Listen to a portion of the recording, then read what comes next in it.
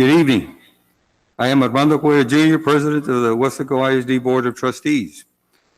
This special board meeting is being conducted pursuant to Governor Greg Abbott's suspension of certain open meeting law requirements to the extent necessary to allow for telephonic and video conference meetings in response to COVID-19.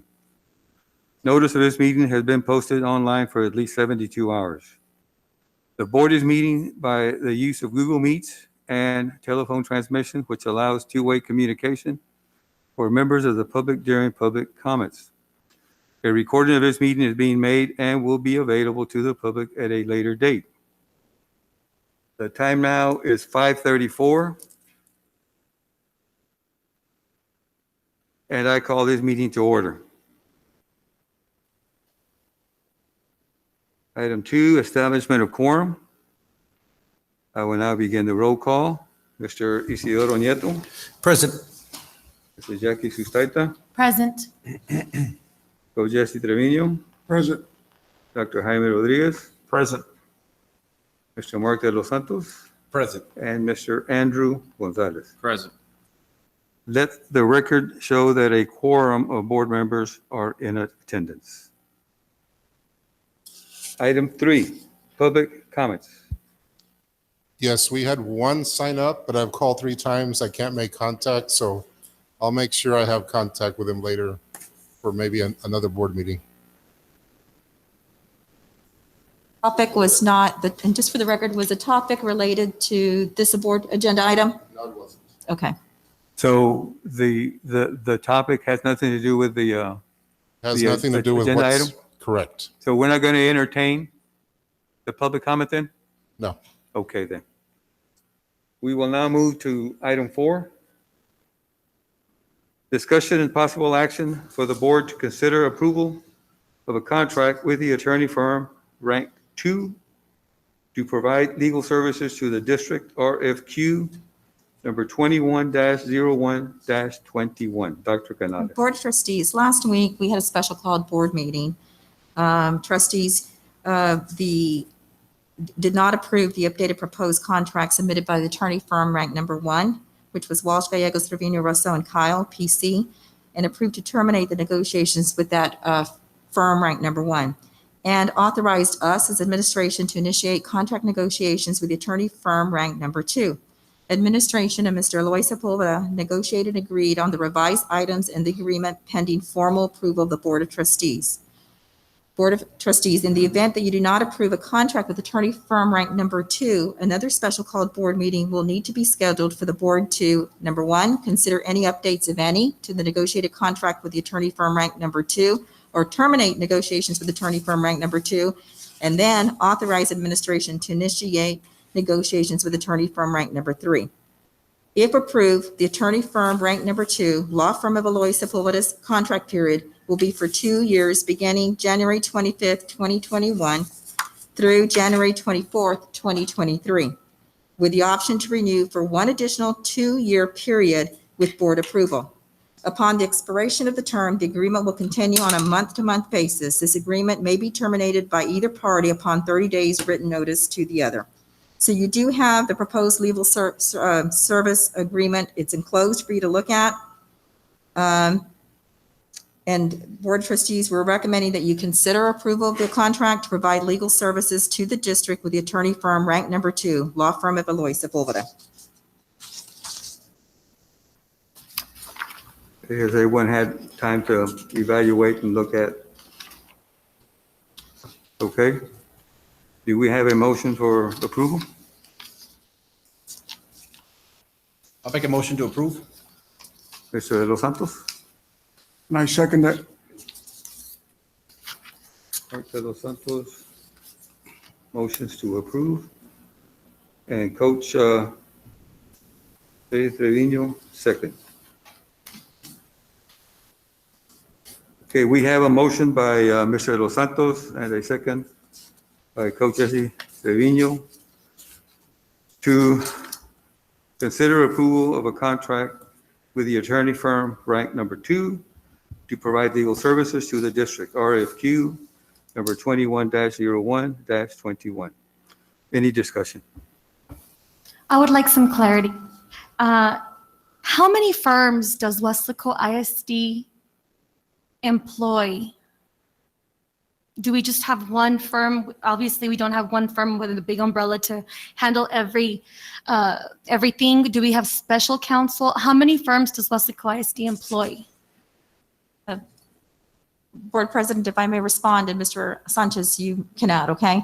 I do know we have a retainer with Walsh Gallegos for special education and other services if we need it. So, and we had, and then we had the firm that the district had hired that had been part of us for the last 6 years. Which is, Jones, Galligan, Oh, that- I forget all the titles. Those are the two that we have, that we can right now work with, right? Well, right now it's only one, Walsh Gallegos, that we can work with for special education. We have an agreement. An agreement. John Calligan have used O'Hanlon, Demeran, Castillo for assistance at some grievances. And that's a limited engagement, but that's only for that. But we don't have a written contract with it. okay. So we do have Walsh, we do have O'Hanlon. This lawyer that we're going to, or I don't know if we're looking for legal counsel. Is that correct? For the board? That's what we're hiring an attorney for legal counsel for the board And administration. and administration. Okay, that's what I want to make clear because there was a lot of confusion going on. Just for the record, many people were saying, well, they're not qualified.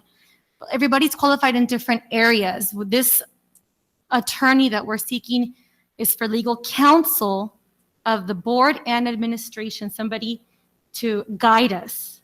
And in case we need somebody to represent us in school, special education, we also have Walsh already, and we also have O'Hanlon if needed, correct? Yeah, we do have a contract. The initial idea was to provide legal counsel, legal services to the district for everything. With the Huasca Yegua was a specific item that we had for special ed, Okay, and they helped us with that, but they say the retainer you pay us allows you for phone calls from administrators. We can answer your questions. You want us to do additional research or something like that extra that is not just phone calls, we'll charge at the hourly rate, which is what Dr. Canales said, we can work with them on something else. mhm, But it was intended for phone calls only and special ed, but they can help with something else. The other one with O'Hanlon was for grievances that we had. But we needed to contact two attorneys at the same time, one to sit with the board and one to represent the board against the other attorney for the grievance that we had. okay, But we did not have a contract with O'Hanlon just with Walsh. We have a contract with Walsh. Yes, and the Okay. district attorney, so it would be two. Okay, Any further discussion? Okay, yes, sir. Again, y'all's votes are there, and there's no one that I think ever said that they weren't qualified as far as being an attorney. I think the points that were made at our last meeting, just kind of covered everything from where we had, and those that represented or presented to us was a one-stop shop, so we wouldn't have to have other legal counsels. And then, when we had O'Hanlon, well, that's because they have, like Andres just said, our legal advisor is our advisor, and the district needs one to represent the district, which is why O'Hanlon did the grievances. But my concern, and still is my concern, is going through their file, and I'm okay. The rate is $5 more than what Jones Galligan was getting up until last October. It's on the insurance. And it reads that they'll purchase it after we approve it. Again, it's going to get approved, votes are there. But before we sign, make sure that they have their errors and omissions. The contract said that they will get it. Right, I understand, but before we sign, make sure that they already provide proof that they have their insurances done. And if I did read correctly, they're going to apply for the federal courts? Or something like that. Okay. I forgot the exact word that he used. I just want to clarify in regards to what they're going to do now. Like Mrs. Sustaita said, we're hiring them to do, all our school activities. Is that what the contract says, Mr. Sanchez? Yeah, preferably, yes. And then whatever they don't feel comfortable with, they're going to outsource that? Is that, now what's going to happen with the Walsh agreement that we have in place right now? Is that going to be up to Mr. Sepulveda? Are we going to leave that in place? No, that's in place all the way through November, because it's for a year. Okay, And when Mr. De Los Santos from the firm was discussing that if they didn't get selected, the agreement will still remain in place. okay. Yeah, we can still, yes. Litigation. Now, Yeah. when it comes to selecting somebody to assist, if it's necessary, that still has to go through our approval, right? We No, we will sit and be made aware of what's going on so that we can approve those decisions that are being made to represent us. Yes, he'll bring it up to the board. Yes, sir. Okay, to me, that's important. Yeah, Mr. We want to be aware of what's going on and develop that trust, so, Yeah, Mr. Sepulveda said it would be like that. okay. Yeah, $200, he said. Yeah. Now, I know Mr. Sepulveda had mentioned some training that he would provide for administrators, for security guards. Now, is that included in the flat rate, or is that going to be on the hourly rate? That will be the hourly rate. I know the way the agreement reads is for meetings, regular meeting with the board president, superintendent, and then phone call with administration or the board. And he said it would be at no cost to the district. He said, but it's not on the retainer. Just the retain, that, On do page you know? one, Okay, Like, if that's something that we were presented, we can go back. Is that under the negotiations, sir? Is that something we can do as far as if that's left out of the contract, we can go ahead and move towards, instead of approving, we could go back and go back to negotiations so that can be included, or how does that work? yeah, but then we'll have to have another meeting. Unless That's fine. the board delegates it to administration to finalize the negotiation of the contract. Unless the board says pending, approval contract pending, these services are included. Oh, okay, so we can do that right now. Miss. So And like then an we addendum, in other words, so just add it. Right. Okay. You could say that too. okay. Sorry, the services are included in the retainer for coming over to the board meetings? Yeah, They are regular- included in the yeah, retainer? The regular meeting. They're talking about the trainings. The question was on the training that they Okay, mentioned. okay. to the That's what I schools. wanted to know. You'll reach out to Mr. Yeah, I'll Sepulveda? ask it. Okay. So that will probably change the fee, but I'm thinking Well, that will be a lot of hours to do all the training. I think you're speaking about the two specific trainings that were mentioned as part of the presentation, because we could go back to those. If I remember correctly, I think he said he would include that in the services, but at no fee. at no fee. Right. That's true. To train our principals, our securities, to Certain- try to stay away from the grievances, to minimize. Right. Yeah. Okay. I can reach out to him. I guess if he doesn't agree to just sign it, then the contract cannot be approved until the board approves. If he says it's different. But if you approve it, you're subject to adding that. Right. If he doesn't want to add it to the amount that we have in the retainer, then we'll have to bring it back to the board. And that's what we expect, that communication is going to be very important. Yes, sir. I would also like to add, Andres, if we can go ahead and have them provide us, with a monthly breakdown of the costs that we're incurring, so we can stay up to date with the charges from the attorney. Because again, I'm looking at the invoices here, and in 2020, from August 31st through January the 25th of 2020, we paid Jones over $271,000. I don't see that happening here. No, that's not correct. For legal Sir, I fees- have the invoices right here in front of me. Yeah, with all due respect, for legal fees, that is not correct. That Oh. might be payments to John Galligan. We Yes. bought a piece of land that was 100 and some thousand north of the stadium. And we made a payment to them as trustees. They dealt with the title company to buy the property. And we got the paperwork late December after it was finally signed by everybody at the title company.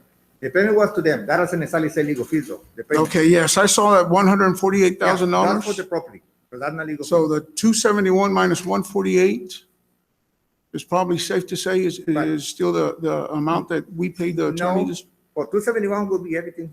You said, how much does it say? I have, what I'm looking at here is up through August 31st of 2020, 271, 155, minus the $148,000 that you're saying was a payment that was paid to the construction or for the stadium or something? No, the property, the land next to the northeast of Lucky Stadium, we So- bought the land. So it would go through them then? We would, Yeah, we yeah, would we give did it them a with- check? Yes, sir. The board approved. And then it they're like in charge of dispersing, so they're acting like a title company? Is that what? that. No. They work with the title company. Uh-huh. The board, they help us with the negotiation to buy it. Usually when you buy land, the Well- district has money, that's what everybody thinks. But, So the board approved it to go like that. let's- okay, no, that's fine, but I do want, Okay, The a point request. well taken, but the thing is to just keep track of, yes. and, We can uh, make a report to the keep us board. informed monthly breakdown. and we'll work with that. Mr. Sanchez, so we're We can aware make of, a report. okay. Yes, sir. With that being said, Ahmed here. go ahead. In, Mr. in Nieto. the, in the past, when we had to hire a new superintendent, there was a lot of meetings that we had to have at that time when we hired Dr. Canales. Also, when we, unfortunately, when we had to fire a superintendent, also, there was a lot of meetings that they had to have with different personnel. But that was a few years ago. Yes. So, but it's good to have that monthly, that way we know ahead of time of how much the charges are. Correct. I think it'll be a good way to stay abreast of what's going on with taxpayers' money and, Yeah. that transparency, so. Okay, let's, To change the motion then, depending on the adjustment to the contract for the training? The contract is presented, subject to Subject. negotiating with the attorney, that we add the trainings he offer as part of the retaining fee. So, yeah, so Marcus, you have to. So I would have to, what's the terminology for that, rescind or, No, just to make a modification? yes, Okay. make a modification. Oh, okay. okay, so what's the, So I would make a motion, I'm making a motion to approve item 4, but depending on the alteration to the contract, it includes the additional free training to staff that was stated in the presentation as part of the retainer. okay, so we're gonna add that to the training for staff. Okay, do we have that wording? Is it safe to move on and? I would have to redo it Bring it again. to a vote? I second that motion. Second. Yeah, Okay. second. Second by Mr. Coach. I second that motion. As amended. So, Right, as amended. Mr. Los Santos? Yes. Made a motion to add to the motion that we would have the training provided by the firm.